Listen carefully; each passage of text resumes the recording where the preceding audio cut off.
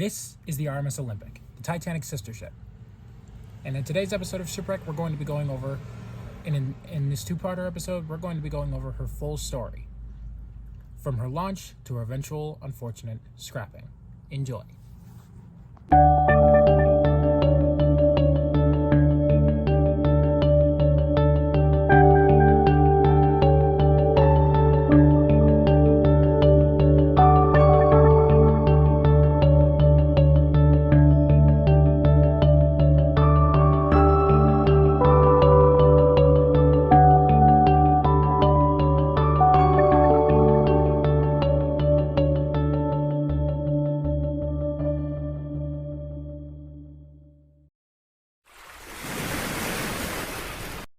I also have notes, by the way.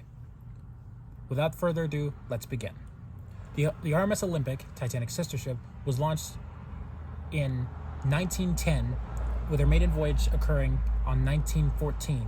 But however, she was launched the same day. She departed Belfast, city of her birth. I'll maybe show an image. The city of her birth, the same day Titanic was launched, and I actually have footage of Olympic launching, which I will show here.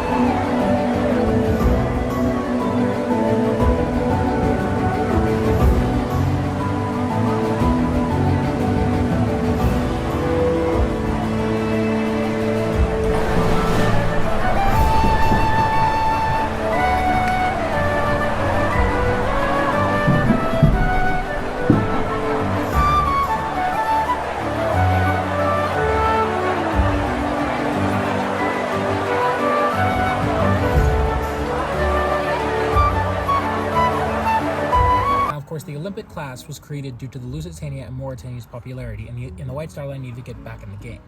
So they decided to create Olympic, Titanic, and the Britannic. Britannic was not originally planned though, and it was just going to be Titanic and Olympic. But when Aquitania began construction, they had to build a third. Now, in February of 1912, she threw a propeller blade and had to go back to Belfast for repair. And she had to take this propeller blade from the Titanic, delaying Titanic's maiden voyage from March to April. I just want to make sure I didn't miss anything. Okay, I think we're good. Oh, just in case I didn't say it yet, I don't remember. The Olympic collided with the HMS Hawk on September 20th, 1912, which ironically is five days before my mom's birthday. Continuing.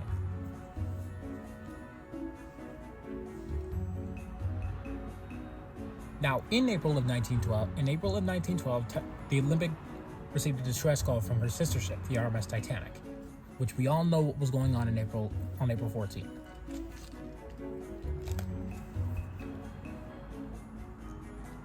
April 14th, 1912, Titanic went down, if you don't know, because you've probably been living under a rock.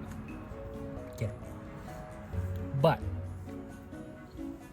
with that happening, the Olympic tried to rescue the Titanic survivors, but she was 500 miles away. So by the time she would have gotten there, Titanic would have already been gone. Kind of like what happened with Carpathia, but a lot more survivors would have been a lot more lives would have been lost if just Olympic was done. There may not have been any. The Olympic requested to take Titanic survivors, but Bruce Ismay, the president of the White Star Line at the time, said no, because it would traumatize the passengers even more, and because the Olympic and Titanic were basically identical sister ships. Here are two pictures. Now, one thing that the Olympic did is it sent the Titanic a message right at 2:20. right at 2:20 when the Titanic went down.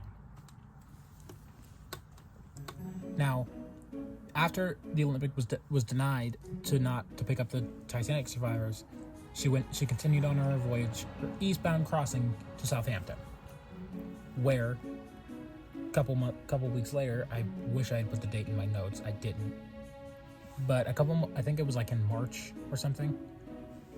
In like March, there was a strike and a mutiny on board, causing Olympic to not depart on the voyage she was scheduled for, because of Olympic's safety, and there wasn't enough lifeboats and everything like that. Now, the people causing the mutiny were arrested due to this fact. They were ordered for arrest by the White Star Line, but were released and then rehired because the White Star Line didn't want to lose popularity because they hired someone else. Now, in October of 1912, Olympic was brought back to Belfast for refit. She was given more lifeboat davits for her lifeboats, and her watertight bulkheads were raised to B deck. Some of her watertight bulkheads were raised to E deck instead of B deck, or reverse that. They were raised from E deck to B deck.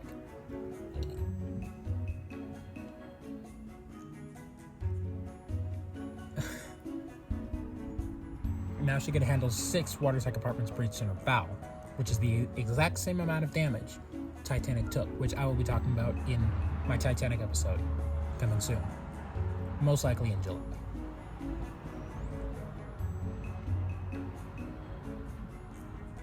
Her lifeboats on board were increased from 20 to 68. And like I said, she was given more davits for this.